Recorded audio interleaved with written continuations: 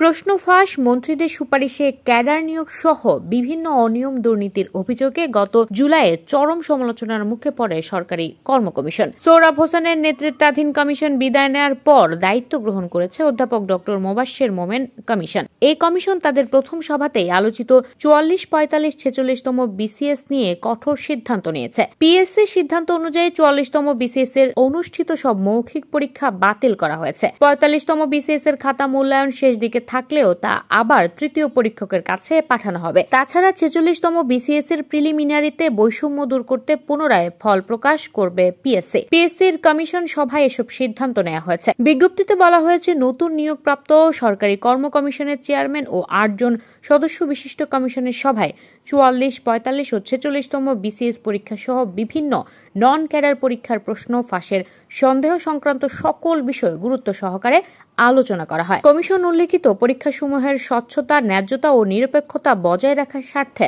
নিম্নলিখিত সিদ্ধান্তসমূহ গ্রহণ করেছে। 44তম বিসিএস এর লিখিত পরীক্ষায় উত্তীর্ণ 11,732 জন প্রার্থীর মধ্যে 3,930 জন প্রার্থীর মৌখিক পরীক্ষা গত 18 জুলাই পর্যন্ত অনুষ্ঠিত হয়েছিল। গত 25 আগস্ট মৌখিক পরীক্ষা স্থগিত করা হয়। পিএসসির সিদ্ধান্ত অনুযায়ী 46তম বিসিএস এর প্রিলিমিনারির ফল পুনরায় প্রকাশ করা হবে। তবে এক্ষেত্রে প্রথম দফায় যারা নির্বাচিত হয়েছেন তারা বাদ পড়বেন না। তাদের সঙ্গে আরো 10,638 জন প্রার্থীকে নির্বাচিত করে লিখিত পরীক্ষা দেওয়ার সুযোগ দেওয়া হবে। পিএসসির বিজ্ঞপ্তিতে বলা হয়েছে, 46তম বিসিএস এর প্রিলিমিনারি পরীক্ষায় ফলাফল গত 9 মে প্রকাশিত হয়। এই পরীক্ষায় 10,638 জন প্রার্থীকে লিখিত পরীক্ষার জন্য নির্বাচিত করা হয়।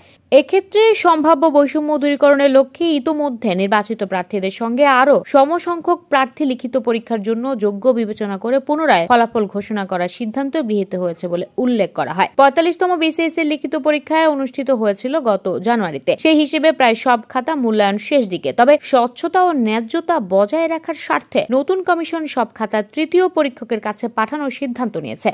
এ প্রসঙ্গে পিএসসির বিজ্ঞপ্তিতে উল্লেখ করা হয়েছে, 45তম বিসিএস এর লিখিত পরীক্ষায় উত্তরপত্র মূল্যায়নের কাজ চলমান। দ্বিতীয় পরীক্ষক কর্তৃক মূল্যায়নের কাজও প্রায় সমাপ্তির পথে।